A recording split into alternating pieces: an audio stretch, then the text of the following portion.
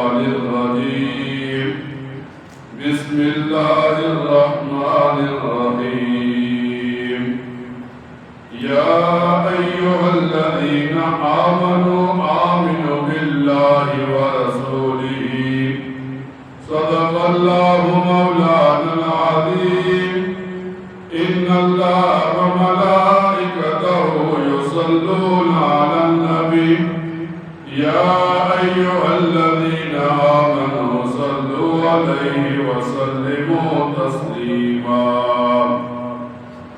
اللهم صل على محمد وعلى آل محمد كما صليت على إبراهيم وعلى آل إبراهيم إنك حميد مجيد اللهم بارك على محمد وعلى آل محمد كما باركت على إبراهيم وعلى آل إبراهيم إنك حميد مجيد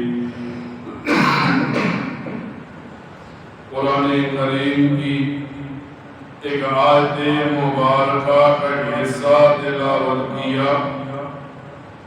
اللہ تعالیٰ فرماتے ہیں یا ایھا الذین آمنو اے ایمان والو ایمان لے آؤ۔ حالانکہ علماء لکھتے ہیں اللہ تعالیٰ فرماتے یا ایھا الذین کفروا آمنوا اے کفار کی جماعت ایمان لے آؤ۔ اب یہ سوال پیدا ہوتا ہے کہ ایمان والوں کو ایمان کی دعوت کیوں دی جا رہی ہے؟ علماء لکھتے ہیں ایمان والوں کو ایمان کی دعوت اس لیے دی جا رہی ہے کہ اقرار باللسان و تصدیق بالقلب جب تو زبان نال آکھنے کہ تو مسلمان ہے، اسی طرح اے مسلمان اپنے کردار کے ساتھ بھی اپنے آپ کو مسلمان ظاہر کر، کیونکہ دنیا کے اندر سب سے بڑی نعمت مسلمان کے پاس ایمان ہے۔ اگر یہ زبان کے ساتھ تو ہم کہتے ہیں ہم مسلمان ہیں، لیکن ہمارا عمل ہمارا کردار کس طرح بتاتا ہے کہ یہ مسلمان کا کام ہے؟ اب ایک آدمی سوال اٹھاتا ہے ایمان کسے کہتے ہیں؟ تو ہمارا علماء لکھتے ہیں اللہ تعالیٰ نے نبی پاک صلی اللہ علیہ وسلم کو جو کچھ دیا اس پر اعتماد کرنا، اس کی تصدیق کرنا، اس پر عمل کرنا یہ ایمان کہلاتا ہے۔ لیکن آدمی کو ایمان اس وقت ملتا ہے جب آدمی میں طلب ہو۔ آج جب آدمی اس زمانے میں بھی نظر دوڑاتا ہے اپنے آپ کو مسلمان کہنے والا آدمی بھی بے طلبہ نظر آتا ہے۔ نبی پاک صلی اللہ علیہ وسلم کا زمانہ ہے، طلب والے لوگ بھی نظر آتے ہیں، بے طلب لوگ بھی نظر آتے ہیں۔ مثال کے طور پر نبی پاک کے زمانے میں ابو جہل نظر آتا ہے، مکے کا سردار بھی ہے، مال و دولت بھی ہے، خانہ کعبہ کی رکھوالی بھی کرتا ہے، لیکن اس کے اندر طلب نہیں، کفر کی حالت میں جہنم چلا گیا، بے طلبہ تھا تو ایمان تک نہ ملا۔ اس کے مقابلے میں حبشے کا غریب کالا غلام ہے بھی غریب ہے، ہونٹ بھی موٹے ہیں، خوبصورتی نظر نہیں آتی، لیکن طلب تھی تو اللہ نے وہ زمین پر چلتا تھا، جنت میں اس کے پاؤں کی آواز آتی تھی۔ اگر طلب ہوگی تو اللہ ایمان دے گا، اگر طلب نہیں ہوگی تو نبی کی رشتہ داری بھی کام نہیں آئے گی۔ علماء لکھتے ہیں آدمی کے اندر اگلے کی عزت کا جذبہ ہو۔ فرعون کھڑا ہے، قرآن کریم بیان کرتا ہے، فرعون کہنے لگا ام انا خیر من ھذا، میں اس موسیٰ علیہ السلام سے بہتر ہوں۔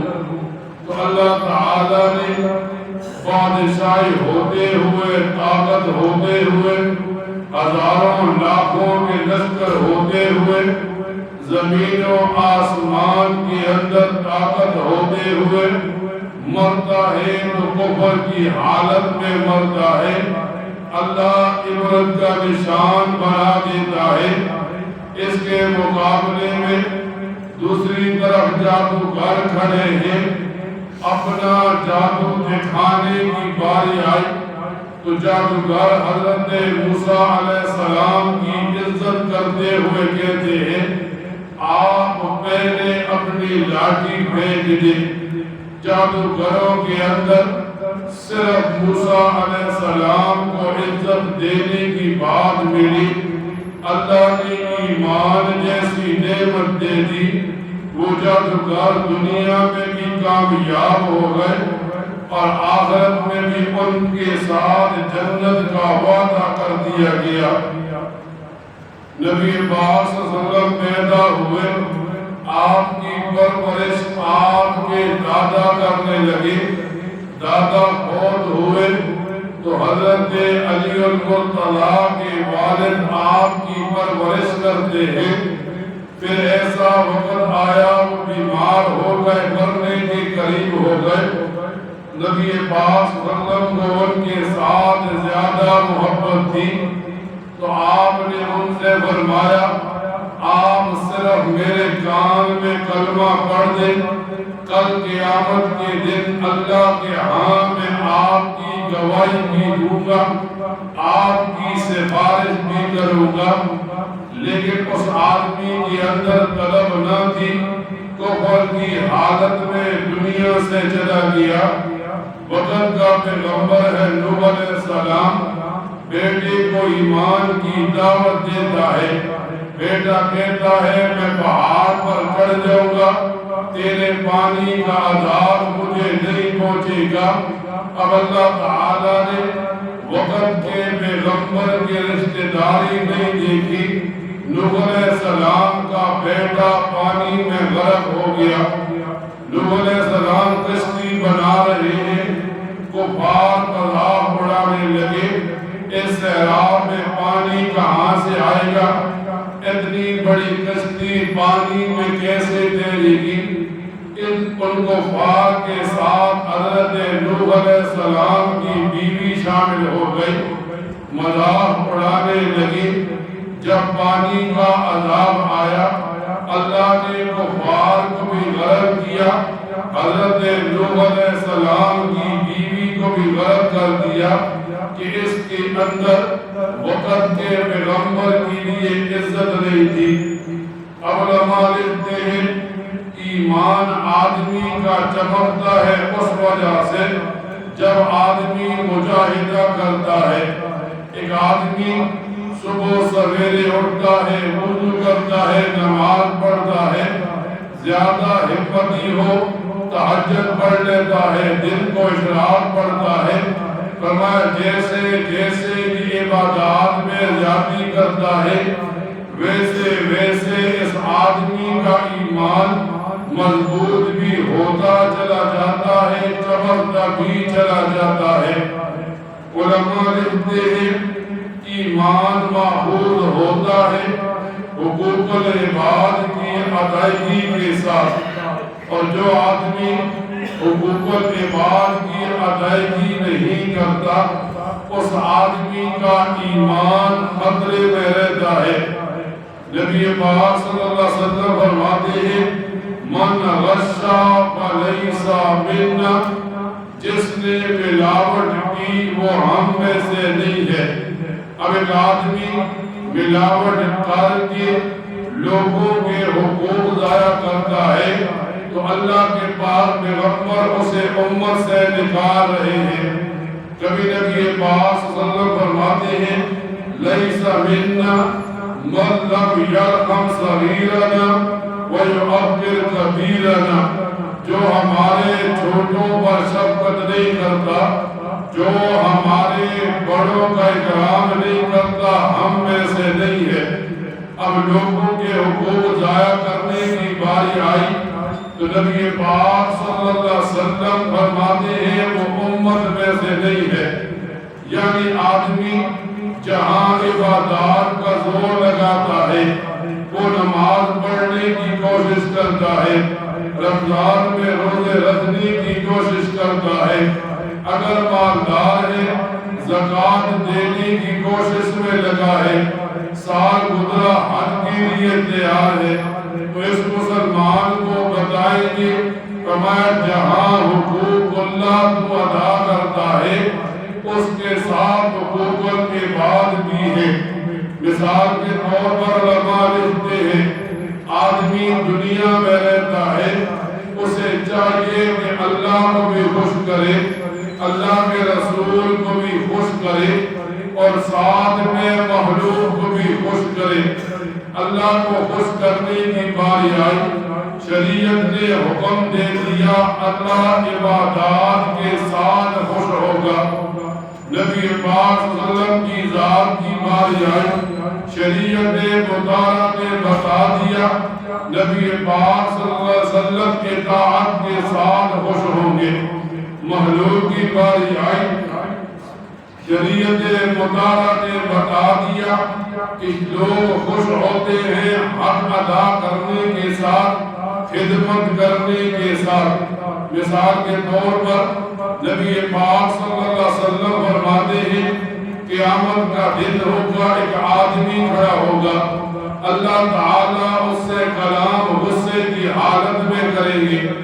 اللہ تعالیٰ اس آدمی سے کلام کرتے ہوئے کہیں گے میں بھوکا تھا تو نے مجھے کھانا نہیں کھلایا، میں پیاسا تھا تو نے مجھے پانی نہیں پلایا، میں بیمار تھا تو نے میری بیمار پرسی نہیں کی۔ وہ آدمی کہے گا آپ تو رب ہے، آپ کیسے بیمار ہو سکتے ہیں، آپ کو کیسے بھوک لگ سکتی ہے، آپ کو کیسے پیاس لگ سکتی ہے؟ تو اللہ تعالیٰ فرمائیں گے تیرے قریب میں، تیرے خاندان میں، تیرے ہمسائے میں فلاں آدمی بھوکا پیاسا تھا، اگر تو اسے کھلا دیتا تو نے گویا مجھے کھلا دیا، مجھے پلا دیا، تو نے اس کا خیال نہیں رکھا، گویا تو نے مجھے بھوکا اور پیاسا چھوڑ دیا۔ تیرے رشتہ داروں میں، تیرے ہمسائے میں فلاں آدمی بیمار تھا، تو نے اس کی بیمار پرسی نہیں کی، گویا تو نے مجھے ناراض کر کے میری بیمار پرسی نہیں کی۔ اگر تو اس کی بیمار پرسی کر لیتا، ان کا غم کو تھوڑا سا تقسیم کر لیتا، گویا تو مجھے خوش کر کے میری بیمار پرسی کرتا۔ آج اس معاشرے میں ہم جی رہے ہیں، اس معاشرے میں لوگ سمجھتے ہیں جنت کے لیے نماز پڑھنا، جنت کے لیے روزہ زکوٰۃ حج یہ اعمال ہے، حالانکہ شریعت بتاتی ہے اصل معاملہ مخلوقات کے ساتھ ہے، لوگوں کے ساتھ ہے۔ ایک آدمی کی عبادات بہت زیادہ اچھی کیوں نہ ہو، اگر اس کے معاملات لوگوں کے ساتھ ٹھیک نہیں، علماء لکھتے ہیں معاملات خراب تھے، ایک دن ایسا ہوگا کہ یہ آدمی معاملات کی خرابی کی وجہ سے عبادات بھی خراب کر دے گا، اور اگر آدمی کے معاملات ٹھیک تھے، عبادات میں کمی تھی، ایک دن ایسا ہوگا معاملات صحیح ہونے کی وجہ سے آدمی کی عبادات بھی ٹھیک ہو جائیں گی۔ تو ایک مسلمان آج گریبان میں جاگے میں لوگوں کے کتنے حقوق ادا کرتا ہوں، میں لوگوں کے کتنے حقوق ضائع کرتا ہوں۔ مثال کے طور پر آپ دیکھیں ایک معاشرے میں ہم رہتے ہیں، ایک آدمی دعوت کرے، ہر مسلمان کو پتہ ہوتا ہے دعوت قبول کرنا مسلمان کا حق ہے۔ کوئی آدمی پوچھے آپ وہاں کھانے کے لیے جائیں گے تو آدمی کہے گا ہاں، مسلمان کا مسلمان پر حق ہے، دعوت دے تو دعوت قبول کرے، کھانے کا حق مسلمان کو پتہ ہے۔ لیکن اگر معاشرے میں کوئی مر جائے، شریعت مطالعہ بتاتی ہے قبر کھودنا مسلمان کا حق ہے، جنازہ پڑھنا مسلمان کا حق ہے، جنازے کے بعد جنازہ دفنانا یہ مسلمان کا حق ہے۔ اگر غریب مر جائے مسلمان کو کوئی حق نظر نہیں آتا، اور اگر امیر مر جائے مسلمان کو سارے حقوق نظر آتے ہیں۔ کسی کے گھر میں کوئی مر جاتا ہے، اب آدمی سمجھتا ہے اس کے گھر میں موت آئی ہے، میں تو موت سے پاک ہوں۔ پھر جب گھر میں موت آتی ہے پھر وہ گلیوں کے چکر لگاتا ہوا نظر آتا ہے۔ جیسے اگلے کے کھانے کی دعوت قبول کرنا مسلمان کا حق ہے، ویسے ہی قبر پر جا کر قبر کھودنا مسلمان کا حق ہے، جنازہ پڑھنا مسلمان کا حق ہے، جنازے کے بعد تدفین میں شامل ہونا یہ مسلمان کا حق ہے۔ آج مسلمان نے مسلمانی اپنے نظریے کے تاج کھڑی کر دی، اور جہاں آسانی لگی وہاں مسلمانی کا حق ادا کر دیا، جہاں مشکلات لگی، جہاں سامنے رکاوٹیں نظر آئی تو یہ مسلمان دین کے شریعت کے احکامات میں سے پیچھے نظر آیا۔ فرمایا ایک مسلمان جب تک لوگوں کو راضی نہیں کرتا اللہ کبھی راضی نہیں ہوتا۔ اللہ کی رضا لوگوں کی رضا میں ہوتی ہے، اس لیے ایک مسلمان اپنے آپ کو مسلمان کہے، جہاں وہ اللہ کو راضی کرنے میں لگا ہے وہاں وہ لوگوں کے حق ادا کر کے لوگوں کو راضی کرنے میں لگ جائے، اللہ بھی راضی ہو جائے گا۔ اللہ تعالیٰ سے دعا کیا کرے اللہ تعالیٰ ان باتوں پر عمل کی توفیق عطا فرمائے۔ وآخر دعوانا الحمدللہ رب العالمین۔